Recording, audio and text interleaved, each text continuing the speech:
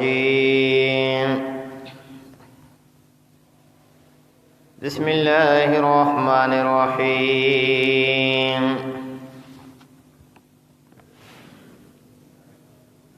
من ذا الذي يقرض الله قرضا حسنا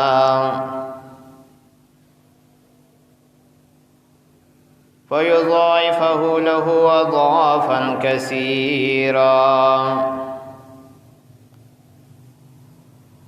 والله يقبض ويبسط وإليه ترجعون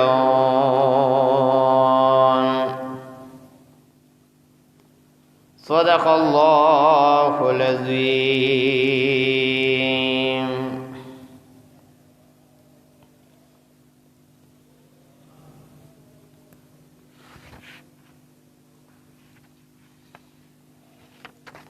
مخیت الله ذکر وکړو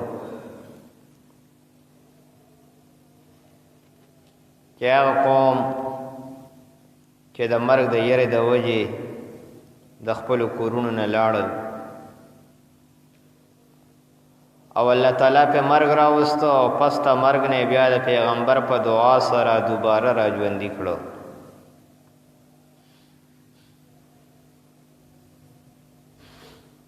او بیا بل آیت کې الله فرمایل چې تاسو اے مسلمانانو د الله په لار کې jihad کوئ، قتال کوئ او د هغې په شانتې نشئ. اوس الله فرمایي په مخکنی آیت کې د جان ذکر وشو، اوس الله تعالی د مال ذکر کوي. څه ذکر کوي؟ د مال ذکر کوي. الله فرمایي مال قرض راکې، زمانه قرض د هغې ډېره ښکلې بدله په څو چنده باندې واخلې. او الله تعالی د هغې مثال مخکې را روان دی. الله فرمایي یو په 200 باندې والله یضاعف لمن یشاء. نور چې الله ته څومره الله کې څومره اجر ورکوي، څو چنده په زرګونو، په سوونو، په لکونو، په کروڑونو، الله ته هر څه آسان دي. من ذا الذي يقرض الله قرضا حسنا. څوک دی هغه کس چې قرض ورکړي الله تعالی ته قرض ښه، چې الله له څه ورکړي؟ قرض ورکړي. قرض یعنی خپل مال د الله په لار کې څه کړي؟ خرج کړي. او صحابه کرامو به د یو بل سره د دې مقابله کوله. څه به یې کوله؟ مقابله به یې کوله. جناب عمر رضی الله تعالی عنہ د جهاد موقع د نبی علیہ السلام د چندې اعلان وکړ. جناب عمر رضی الله تعالی عنہ فرمایي چې زما په زړه کې رااله چې هر وخت درنه ابوبکر صاحب مخکې کېږي، نن به ته مخکې شي. ځکه وی زما مالی حالت په هغه وخت کې ډېر ښه و. نو وی ما خپل ټول مال چې دی هغه مې نیم کا، نیم مې د چندې لپاره راوړو، نیم مې په کور کې پرېښودو. د کله رالم نبی علیہ السلام فرمایل عمر صاحب څه دې راوړو؟ ما ورته وی چې د الله رسوله ټول مال مې خپل چې دی هغه مې نیم کا، نیم مې کور پرېښود او نیم مې دلته کې راوړو. او کېناستم یو طرف ته خوشحاله وم چې نن به زه ګټم، نن به څه کوم؟ نن به زه ګټم. په دې کې جناب ابوبکر رضی الله تعالی عنہ راغی، چندې راوړه. نبی علیہ السلام ورته وفرمایل ابوبکر صاحب څه دې راوړه؟ ورته وی د الله رسوله کور کې چې څه و هغه مې راوړه، یو د الله نوم مې کور کې پرېښی دی. نو ما وی چې ته ابوبکر صاحب سره مقابله نشي کولی. ابوبکر صاحب سره مقابله نشي. نو الله فرمای مال قرض راکې. کله چې دا آیت نازل شو چې الله فرمای مال قرض راکې، نو ظالمانو به وی یهودو مشرکین ولې الله تعالی غریب شوی دی چې زمونږ نه قرض غواړي؟ نه الله فرمایي دا خبره نه ده دا درکړی چا دي دا درکړی چا دي چې را تا سره څه دي دا خو الله درکړي دي نو الله فرمایي زما په ورکړی شوي مال کې مال راکې فَيُضَاعِفَهُ لَهُ أَضْعَافًا كَثِيرًا چې زیات کی الله غیلرا ضعفا کثیرا پسو سوچند باندې چې الله تعالی دا غي بدله پسو سوچند باندې درکې حدیث مبارک کې راځي ویو انسان مسلمان په اخلاص سره یو کجوره ورکی سور کی یو کجوره په اخلاص سره په صحیح نیت سره د الله په نوم باندې ورکی الله تعالی د هغې په مقابله کې د احد د غر عمره ثواب ورلولی کی او بل حدیث مبارک کې راځي لکه څنګه چې تاسو ماشومان واړی داسې په مزه مزل ویږي دارنګه الله تعالی د مسلمان د صدقه چې ده دا ورو غټي والله يقبض ويبسط او الله روزی تنگی ويبسط او فراخی الله غزات ته چې اختیار دا غسر دی مالداری او ناداری ورکول او غشتل فقر او غربت او دولت الله فرمای دا هر څه زما اختیار کو دولتمن هم دا الله امتحان دی که حاجتمن هم دا الله څه دی امتحان وَإِلَيْهِ تُرْجَعُونَ او داغه طرف تبا واپس ورګرځول شي واپس هم الله ته ده الله ودرنه تاسو کوي مال جان مطالبه مې کړه وسدي وروړي دي دا مال او د جان مطالبه مې کړه واشه مال او جان مال راکه زمانه جنت او مغفرت واخلې وای کنا بنده سدي وروړي دي بسم الله الرحمن الرحيم من ذا الذي يقرض الله قرضا حسنا سوق دی آغا کسا چه قرض ورکی اللہ تا قرض احسانا نکی فَيُضَاعِفَهُ لَهُ أَضْعَافًا كَثِيرًا جزیات کے اللہ تعالی آغا پدو چند چه اللہ تعالی آغیلا سو چند آغا کی اضافه راولی دا یو په وسه خو الله تعالی زموږ د پویولو د پاره مثال بیان کړی دی چې زمیدار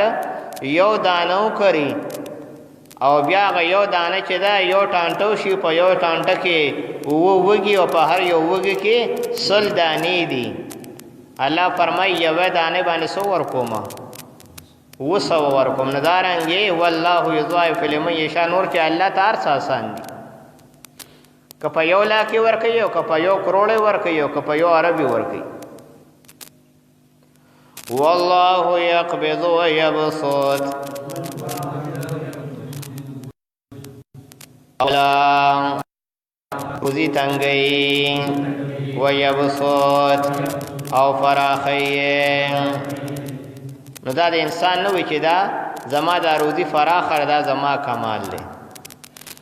یا زما روزی چې دا هغه کمه ده نو الله زما نه څه دی خفه دی نه په هر یو کار کې الله تعالی ستا امتحان اخلي ګوري که نه دولت راغی ګوري شکر ادا کې او که نه ادا کې دولت لاړو ګوري صبر کې او که نه کې وَإِلَيْهِ تُرْجَعُونَ او داغه طرف ته به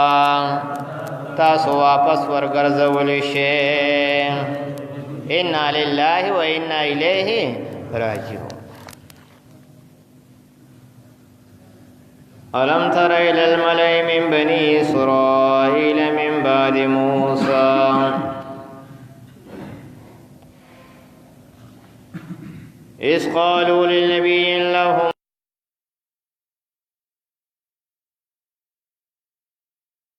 نقاتل فی سبیل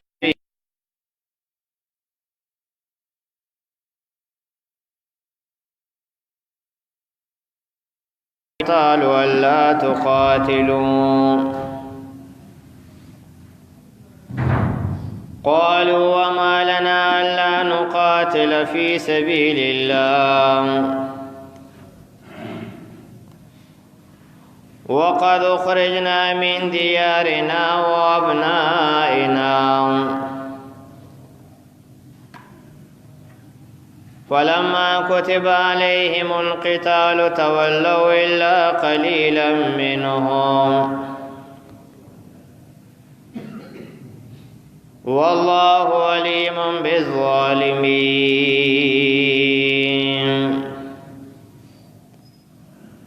صدق الله العظيم.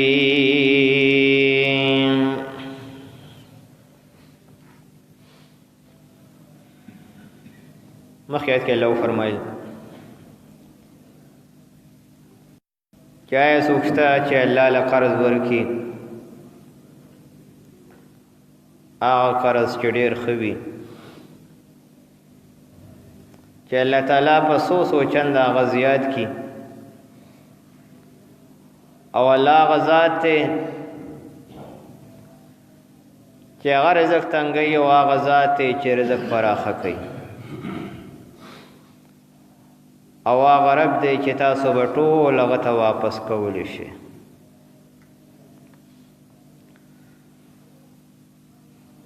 اوس د دې ځای نه یو واقعه الله تعالی بیانوي چې د موسی علیه السلام نه بعد بني اسرائیل سموده صحیح روانو خو بیا چې دی د الله نافرمانی شروع کې بغاوت او سرکشي شروع کړه نو الله تعالی په دشمن مسلط کو چې د دین کلی واغشته د دین علاقې قبضه کړي دې کې ډېر خلک چې د هغې قیدیان کړه نو دې ولګېد دعا یې وکړه الله تعالی شمویل علیه السلام پیغمبر کو او دی شمویل علیہ السلام ته ووی چې الله پاک ته ووایه چې زمونږ دپاره یو بادشاه مقرر کړي چې مونږ د دشمن سره جهاد وکړو.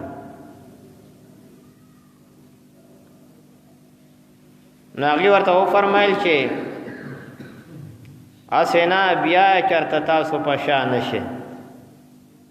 ځکه دې د موسی علیه السلام په وخت کې چې کله موسی علیه السلام سره تلو نو په لاره کې کېناستو او موسی علیه السلام ته وایي ته اوس ستا رب دې لاړ شي جنګ دې وکړي انا هاهنا قاعدون او موږ به دلته کېناست یو. نو شمویل علیه السلام ورته وفرمایي چې هسې نه الله تعالی د جهاد حکم دغه کړي او بادشاه مقرر کړي چې تاسو د هغه په مشرۍ کې جهاد وکړئ خو هسې نه تاسو بیا د خپلې خبرې نه څه شئ وتښتئ وروستو شئ. نو دا ټوله خبره دې ځای نه الله تعالی شروع کړي. الم تر الی الملأ من بني اسرائیل آیا تعالی دې کتل یو ټولي ته من بني اسرائیل د بني اسرائیلنا من بعد موسی پس د موسی علیه السلام نه الله فرمایي ای زما پیغمبر تا د بنی اسرائیل نه وروستو یو ټولې تیر شوی د هغې په واقعه کې تا سوچ نه دی کړی.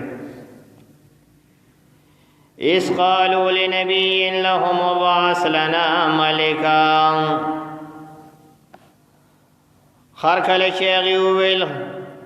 خپل پیغمبر ته چې مقرر کړه زموږ دپاره ملکه یو بادشاه شمویل علیہ السلام ته وایي چې زموږ دپاره څه مقرر کړه یو بادشاه یو مشر نقاتل فی سبیل الله چې مونږ جنګ وکړو په لاره د الله کې قال هل عصیتم نو هغې ورته وفرمیل آیا نږدې تاسو ان کتب علیکم القتال کچر فرض کړی شو پتا سو باندې جنگ الله تقاتلون جنگ بو نکړي هغه ورته فرمایلا سینا بیا دا سی چې الله در باندې سو کی قتال او جهاد در باندې فرض کی او بیا تاسو شاتو تخته نو دی ورته په جواب کې سوې قالوا وما لنا نو ویلغی وما لنا سوشوی دی پا مونگا باندی اللہ نقاتل فی سبیل اللہ چی جنگ بونو کودا اللہ پلار کے وقد اخرجنا من دیارنا او حال داری چی مونگ استلی شویو دخپل کورننا و ابنائنا او مونگا جدا شویو دخپل اولادو دخپل زامننا ورتوی دا خو سوال نه پیدا کیږي زمونه وطن لاړو اولاد لاړو جدا شورانه نو مونږه به خامخا سکو سینې ورته ډبوله خامخا به جهاد وکړو نو الله فرمایي چې کله حکم راغی بیا رستو شو ځکه په خولې باندې خور سړی بادر دی خو چې کله موقع راشي نو بیا د سړي پته لګي کنه ولما كتب عليهم القتال بیا هر کله چې فرض کړی شو پاغي باندې جهاد تولوا الا قليلا منهم نو مخواړولو الا قليلا منهم سوا د لوګو کسانو دا غوینا الله فرمای ټول مخواړو سوا د یو څو کسانو سوا د یو څو کسانو والله علیم بالظالمین او الله خپوه دې په ظالمانو باندې الله ظالمان خپېجني هغه خلق چې په قول او په فعل کې داغي سره تضاد دي وینا یو شانت را داوي یو شانت را عمل داغي مخالف دي نو نور خبر الله تعالی په تفصیل سره دا بیا بیانې بسم الله الرحمن الرحيم ألم تر إلى الملأ من بني إسرائيل آیاتان دی قتلے یو ټولی ته د بنی اسرائیلنا من بعد موسی پس لموسی علیہ السلام نا اس قالوا لنبی له مبعث لنا ملکا هر کله چې هغه ویلا خپل پیغمبر ته چې مقرر که زمونږ دپاره یو بادشاه نقاتل فی سبیل الله چې جنګ وکړو مونږ په لاره د الله کې قال هل عصیتم او فرمایل ورته پیغمبر هل عصیتم آیا تاسو نږدې ان کتب علیکم القتال دی خبره تا کچر فرض کړی شو پتا سو باندې جنگ الله تقاتلون نو جنگ به نکړي نو بیا به څه کوي بیا به تخته بیا به څه کوي ځکه ځان ټینګول میدان کې ډېر ګران کار دی او جهاد چې دی دا د الله د دین د سربلندۍ د ټولو نه بنیادي رکن دی خو مسلمانانو دا سبق هېر کړی دی کافر چې دا نن په غلبه کې دی اصل وجه دا ده قالوا وما لنا ویلغی وما لنا سشوی دی پا مونگا باندے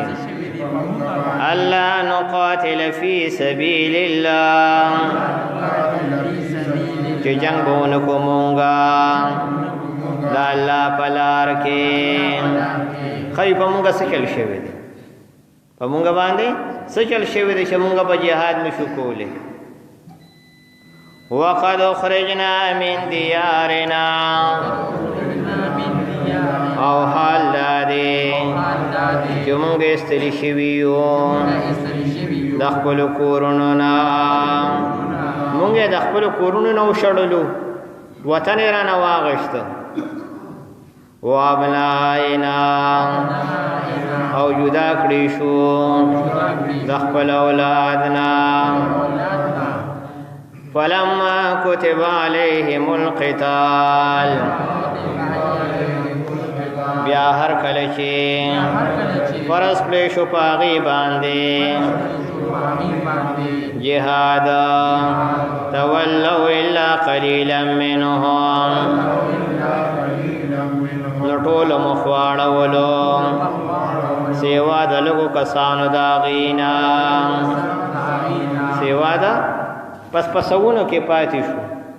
زرګونه چې څه شو زرګونه لاړه پسونه څه شو والله علیم بالظالمین او الله خپوه دی په ظالمانو باندې الله ته ظالمان ښه معلوم